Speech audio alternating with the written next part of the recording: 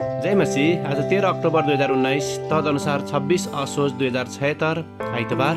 आज हामी माथिल्लो कोठाबाट हेर्नेछौँ। आजको शीर्षक छ बाटो बदल्नु।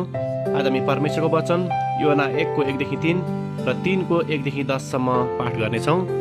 परमप्रभुको यो वचन अमित्यका छोरा योना कहाँ आयो, त्यस ठुलो सहर निनवेमा जा र त्यसको विरुद्धमा प्रचार गर, किनभने त्यसको दुष्टाइ मेरो सामु आएको छ।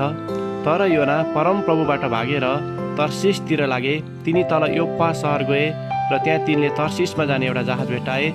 परमप्रभुबाट भाग्न तर्सिस जानलाई जहाजमा भाडा दिएर तिनी चढे। तब परमप्रभुको वचन दोस्रो पल्ट योना कहाँ आयो, त्यस ठुलो सहर निनवेमा जा र म जे समाचार तँलाई दिन्छु सो त्यहाँ घोषणा गर। योनाले परमप्रभुको वचन पालन गरेर निनवेमा गए। अब निनवे एक अत्यन्तै प्रख्यात सहर थियो। त्यो हेर्नलाई 3 दिन लाग्दथ्यो। पहिलो दिन योना सहरभित्र पसे। तिनले यसो भनेर घोषणा गरे, अबको 40 दिनमा निनवे नष्ट हुनेछ। निनवेका मानिसहरूले परमेश्वरमा विश्वास गरे। तिनीहरूले उपवासको घोषणा गरे र तिनीहरूका ठुला साना सबैले भाङ्रा लगाए। जब त्यो खबर निनवेका राजा कहाँ पुग्यो, तब उनी आफ्नो सिंहासनबाट उठे। उनले आफ्नो राज पोसाक फुकालेर भाङ्रा लगाएर खरानीमा बसे। तब उनले निनवेमा यसो भन्ने घोषणा गरे, राजाको र भारदारको उर्दी अनुसार कुनै मानिस वा पशु, गाई गोरु वा भेडा बाख्रा कसैले केही खानेकुरा नखाओस्, न त केही पियोस्।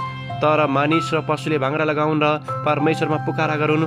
तिनीहरू आफ्ना कुमार्गबाट फर्कुन्। तिनीहरूले गर्ने उपद्रव त्याग गरून्। कसले जान्दछ? परमेश्वरले मन नरम गर्नुहोला र दया गरेर आफ्नो भयानक रिसबाट फर्कनुहोला। यसरी हामी नष्ट हुने छैनौँ। तिनीहरूले के गरेर कसरी तिनीहरू आफ्ना कुमार्गबाट फर्केर आए भन्ने परमेश्वरले देख्नुभयो। तब उहाँलाई दया आयो र तिनीहरूलाई सर्वनाश गर्छु भनी गर्नुभएको धम्की अनुसार उहाँले गर्नु भएन। आमेन। लेखक आफ्नो अनुभवलाई यसरी वर्णन गर्नुहुन्छ, जीवनमा भएका गलत छनौटका मोडहरू अपरिवर्तनीय होलान् भनेर मैले सोच्ने गर्दथेँ। जब म हुर्कँदै थिएँ तब मेरो प्रारम्भिक निर्णयहरूलाई परिवर्तन गर्ने अनुमति थिएन। परमेश्वरले पनि हामीसँग यस्तै व्यवहार गर्नुहुन्छ कि भन्ने मेरो सोच थियो। तर धर्मशास्त्रले हामीलाई बताउँदछ कि परमेश्वरले हामीलाई केवल दोस्रो मौका मात्र दिनुहुन्न, तर हामीले मूर्खतापूर्ण गरिएका छनौटहरू सच्याउनको निम्ति हामीलाई आह्वान गर्नुहुन्छ।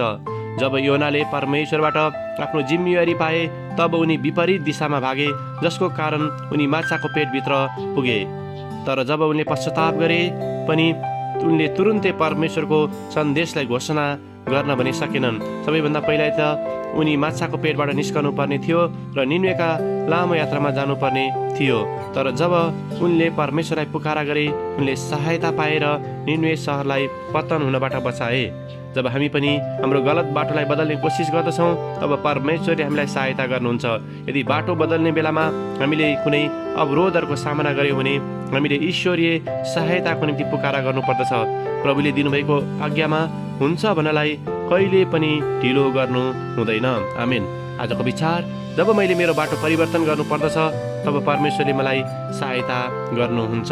प्रार्थना, क्षमा दिनुहुने परमेश्वर, सही मार्गमा हिँड्नबाट हामीलाई रोक्ने हरेक बाधाहरूमाथि विजयी हुनको निम्ति हामीलाई सहायता गर्नुहोस्। येशूको नाममा आमेन। आजको लेखक डियाना सावेज, वासिङटन, अमेरिका।